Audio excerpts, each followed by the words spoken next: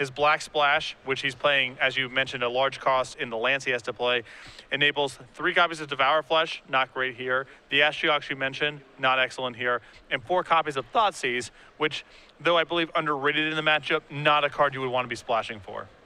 A Handshake and a Temple of Enlightenment is how we're going to start round number 2 of 10 here in Syracuse.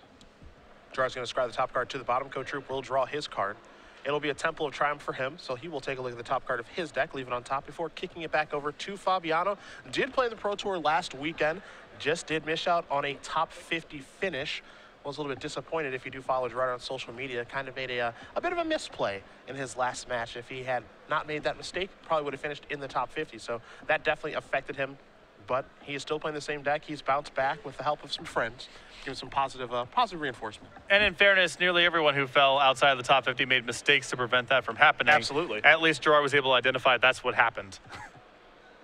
A Hollowed Fountain here for Fabiano. He'll be hit by a Magma Jet. This is a card in Cotrupe's deck list that if you do follow kind of Burn and Matt Sperling's top 8 last weekend, did not have that card in his deck. No, Cotrupe's making room for this card basically by cutting lands. He has only 22 lands in his list. Most Burn lists you see with 23 or 24. So he's leaning on Magma Jet to scry lands or spells as appropriate. So he will draw a card here. You do see the Temple of Triumph picked up a Lightning Strike for the turn. The Temple's going to come into play tapped. He will kick it back. Now he does have to scry, of course, with that Temple, but it looks like he may have missed the trigger. So, well, he left both on top with his Magma Jet. I guess he's fine. Yeah, I guess he's fine with what he did see. Fabiano going to play an island here again. Gerard with no black mana just yet will pass the turn back. Looks like he has a Verdict, but nothing to Verdict here, obviously. As a Lightning Strike will fire away at Gerard. He'll go down to 15 here. And no reason for Gerard to fight over any of this stuff, even if he could. He knows he's going to be presented with a lot of 4 damage spells out of this burn list. Stoke the Flames alongside Warrior's Helix and Boros Charm, so no reason to fight over the 3 spots. Now, this is the first real card he actually has to care about, and he's going to Azorius Charm that Challenger's Phoenix. A good turn there for Gerard. Take a draw here. You can see at least 1 Revelation in his hand. The question is, does he have a land? He does. It's Caves of Kolios. And he'll just pass the turn back yet again. And the pacing of this game right now going really well for Gerard. I think he's got to love it, right? Here's a Rev for 2. So he'll have taken 2 from the Phoenix and gaining 2. So he's going to stay at 15, but he does get to draw 2 cards. And all that Gerard needs to do is keep his head above water and get to the point where he can resolve a large Sphinx's Revelation, and that's going to push him well outside of the burn rage that Matthew can generate. Yeah, that's the trick. Be able to resolve one of those, make sure you don't get hit by a Skull Crack, and then you're probably okay. Although I think Gerard is a little tight on mana right now. Oh, it looks like he's going to go cycling in his main phase to try to find one. So, does cycle on Azorius Charm. Not sure if he found one there. You see a Detention Sphere. He's going to use that to take care of the Phoenix. And it looks like all he can do is pass the turn back. So a small victory there for Cotrupe. Oh, for sure. I mean, if Gerard's just makes his land drops at this stage of the game into that Revelation, it's going to be very hard for Matthew to win. So just passing of the turn, Gerard going to draw a land, plays a Hollowed Fountain tapped. No reason to play it untapped at this point. I'm sure Gerard has a lot of permission in his hand. Just nothing to do with it just yet, but he will fire for Thoughtseize and pay 3 life to do so. But Gerard does, I believe, have Dissolve backup. So he's willing to see what's going on in Matthew's hand and perhaps force Matthew to cast a spell now into this Dissolve when Gerard really wants to scry for his land drops. And there is the Dissolve that you did mention. He is going to take a look at the top card of his deck via the scry. Did counter Boros Charm. That card's going to go to the bottom. Fabiano with 2 copies of Dissolve in his main deck this weekend. And there is a hand of double War Leader's Helix. Let's see what else we got hiding out there. Stoke the Flames and a Skull Crack. Skull Crack, probably the most important of the bunch. Wouldn't be surprised to see if that's the one that Fabiano does choose to take. It makes the game a lot more awkward for Gerard to play if he has to play around a Skull Crack here. The 4 damage spells are the most impactful, but Matthew can't even cast them right now. And Gerard can play over the top of them with his Revelation. The draw is a Sacred Foundry off the top. Cotrupe's going to put that into play. He will pay 2, and now he's going to Helix right now so it doesn't get countered. So Fabiano's going to go down to 8, and Cotrupe's going to go up to 20. That's a big draw for Matthew that turn. Yeah, he needed to have a land that turn. If he did not draw that land, I'm not sure he can cast his spells in time to be able to win this game. Fabiano's going to go to Elspeth now. That's going to take up to 5. 3 Soldier Tokens are going to come into play. Of course, Fabiano knows Cotrupe's hand is another Helix and a Stoke the Flames, but Fabiano knows that I can't die next turn, so I'll take the opportunity to get this into play. And there are the 3 soldiers. I wonder if Gerard's hand is a little soft here if he was willing to tap out for an Elspeth here. This is a pretty dangerous play. I mean, it allows Matthew to resolve another 4 damage spell. And now Gerard's Revelation is only getting 3 at this stage. He really needs to find a dissolve or something off of that Revelation to be able to keep his head above water. Yeah, I think, in this particular situation, the land is pretty important for Gerard. He didn't find one, so he's just going to rev for 3.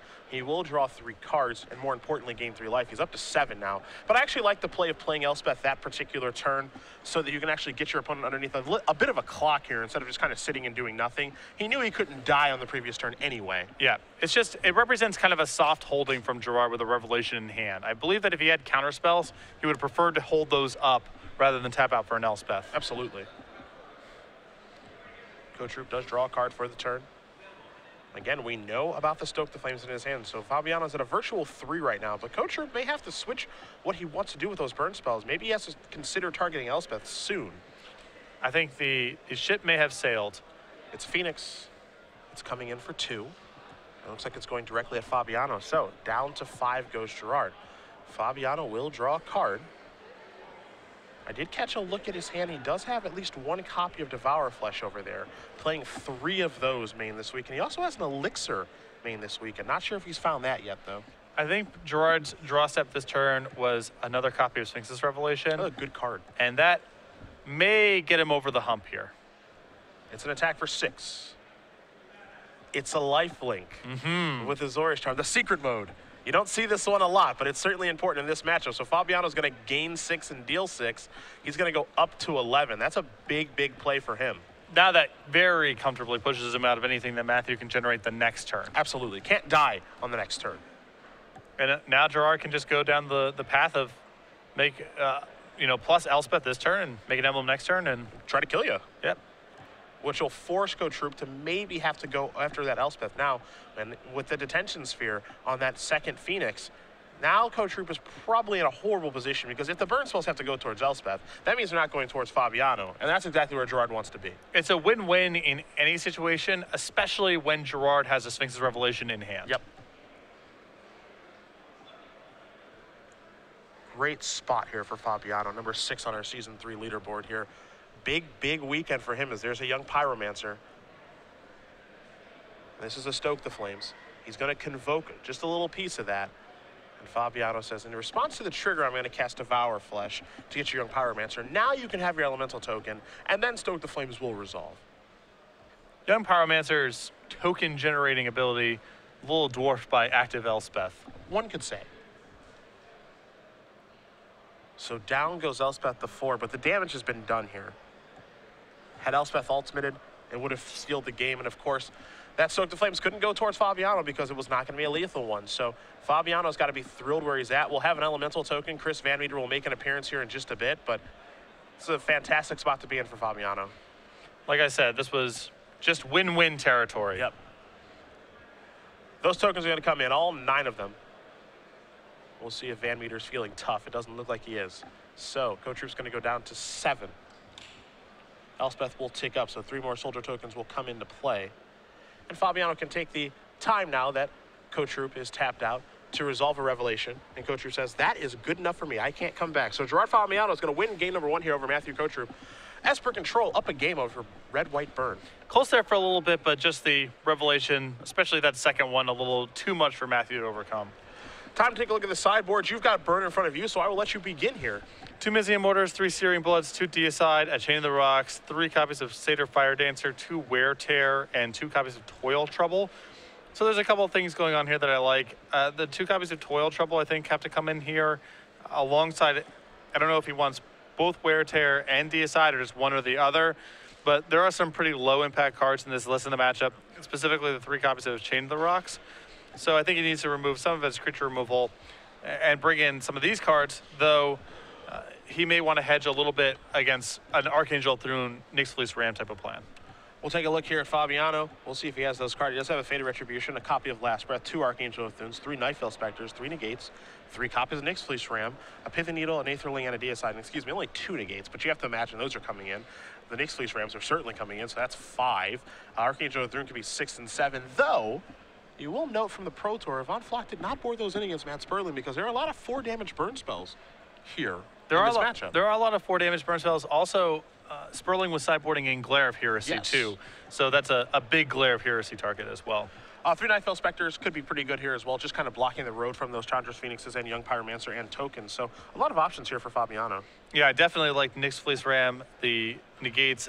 The Archangel, based on Matthew's deck construction, I think would be good in the matchup. He does not have access to Glare of Heresy, but if Gerard's taking a page out of Ivan Flock's book, as you just mentioned, then maybe he just doesn't touch the Archangels in this matchup. And of course, Flock had the ability to see the deck list, where Fabiano does not. So that's a point in Ivan's favor as well. As we do turn our attention to a promotion that is almost underway here, as we're almost through August. It is Star City Games Game Night coming in September. And international signups are available now as well. Absolutely. We're hitting the deadline for September signups here. It's 2 pins, 8 foil tokens each week, new pins and foils designed each month. You see the September set there up on the board every Wednesday night in September. StarCityGames.com/game night for more information. Stores, tournament organizers, if you're looking to run these and you want to get involved in September, it's got to be basically now. I believe the cutoff is August 11th. August 11th, right. Also, these are more casual focused tournaments, so sanctioned, unsanctioned, whatever format you want to run, just get some more players in your store participating in the game, a little more foot traffic. And of course, who doesn't want those squirrels? Exactly. Our bushy-cheeked fellow. Star City Games Game Night, StarCityGames.com/game night, #SCGN, and of course, if you need more information, game night at StarCityGames.com for your emails. We look forward to hosting those in stores beginning in September.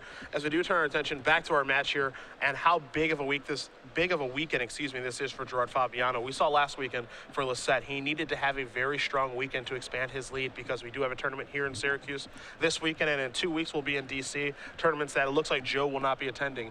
Joe kind of came through in the clutch there, top 8 in the Legacy Open, top 32 in Standard. Now it's on these guys from this area, Fabiano, Bertoncini, and Merriam, to really put strong weekends together. A lot of pressure and not that many tournaments to get done. Though, keep in mind, it's not just about Season 3 for Gerard.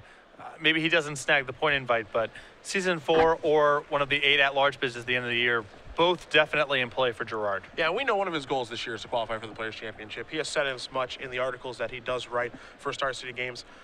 He did a really nice Esper report this Friday that went up about just his Pro Tour experience, how he was playing the deck, and how he's looking to combat the brand new and very popular Jund Planeswalkers decks that I imagine we will see over the course of this weekend as well. Yeah, it's kind of come out of nowhere over the last month or so and become a pretty consistent performer on the Open Series. One thing you notice too, if you've read the Pro Tour reports over the past week, is a lot of teams were, they gravitated towards that. Barry Smith top 8 in Kansas City, lost in the finals to Scotland playing green-white, and a lot of people were like, whoa.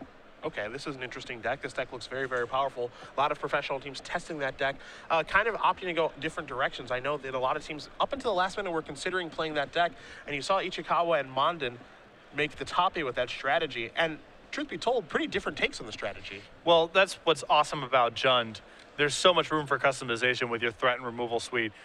Some lists playing, Pelucranos and Stormbreath Dragon, and some basically having no creatures in the list and just relying on Planeswalkers to carry the day.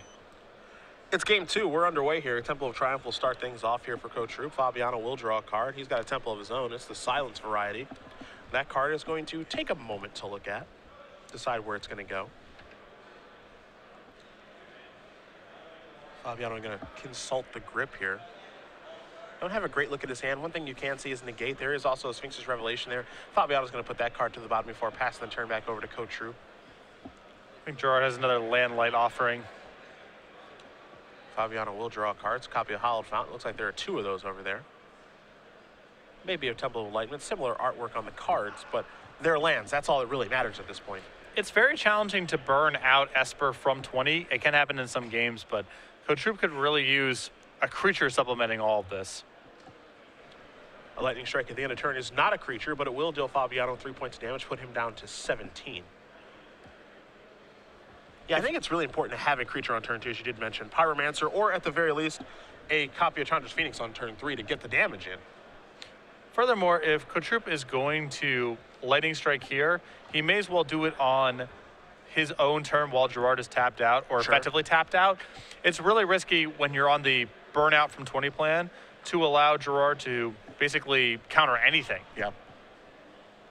Nightfell Spectre has shown up to the party. That'll blink future Phoenixes, Young Pyromancer as well, but a Lightning Strike is going to take that down, and if you're Fabiano, that's got to feel like a win. That's not going towards you. It's also a pretty cool card to sideboard in because if you're familiar with the sideboarding cards that Matt Sperling had at the Pro Tour, you know that he had Glare of Heresy and Wear Tear, neither of which touched Nightveil Spectre. It's a Warleader's Helix going upstairs, so Cotrupe will take 2 from the Sacred Foundry and then gain 4. So he's up to 22 while Fabiano goes down to 13. Fabiano will draw a card for the turn. But this is play just a Hallowed Fountain. This is just great pacing for Gerard. Absolutely, and there's an Elixir of Immortality, and he's going to do this maybe now to play around Skullcrack, but he looks like he's going to wait. Would you have maybe fired it off there? Possibly, but he also may not be, he may be in the spot where he's happy if Matthew leaves up 2 mana for the whole game. That's true. Temple of Silence here for Fabiano. Take a look at the top card. That top card will stay on top before passing the turn back. Is Cotrupe just never going to tap out? Okay. Gerard's probably happy playing that game. This is Magma Jet. He can set up a sequence also where he says, all right, end of your turn, activate the Elixir with the intent of having it get Skullcracked, untap Large Revelation. Sure. Time to scry here for Matthew. See where he wants to put these 2 cards. But Cotrupe can leave up mana much less effectively than Gerard can. Part of this is a consequence of the number of lands in each player's deck. Gerard's playing 26 or 27. Cotrupe's only playing 22. And when you're playing that sort of game, making your land drops is the most important thing. Absolutely. To give you the wiggle room to cast other stuff.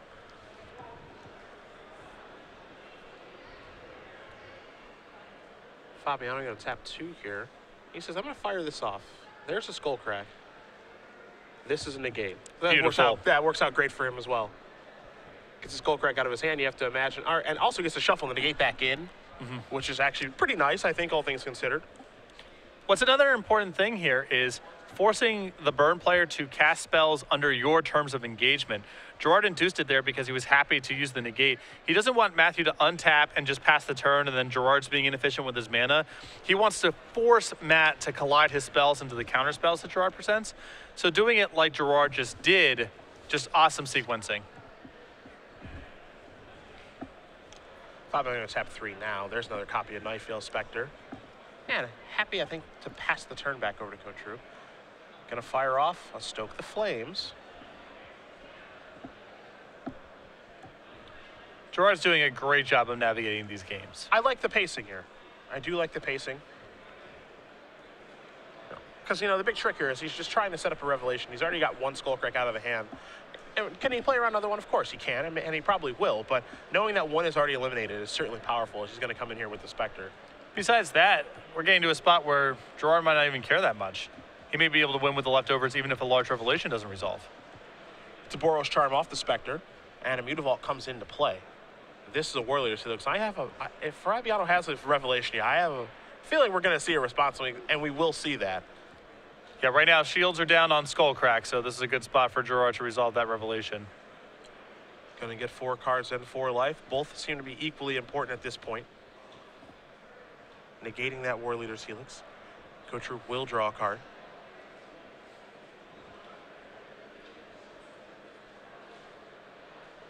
Now, I mentioned before that Cotrupe really needed a creature.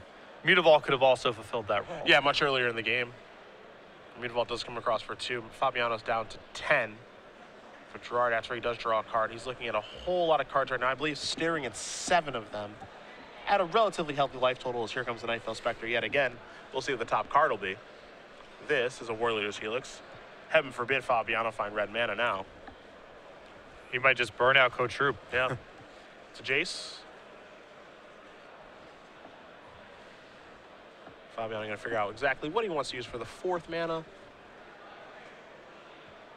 He's going to go with the Hallowed Fountain to cast the Architect of Thought.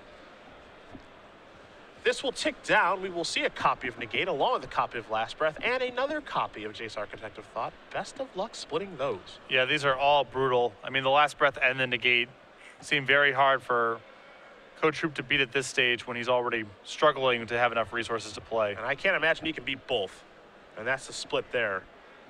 Fabiano going to play an island. That'll come to play untap. Pass the turn back. That's one of those Jaces where you just take whichever the 2-card pile is. They're all roughly as good as one another. I'm inclined to agree as there's a Battlefield Forge. You see Cotrupe has a copy of Wear and Tear in his hand. And, you know, that's the interesting thing about a card like Wear and Tear in this matchup.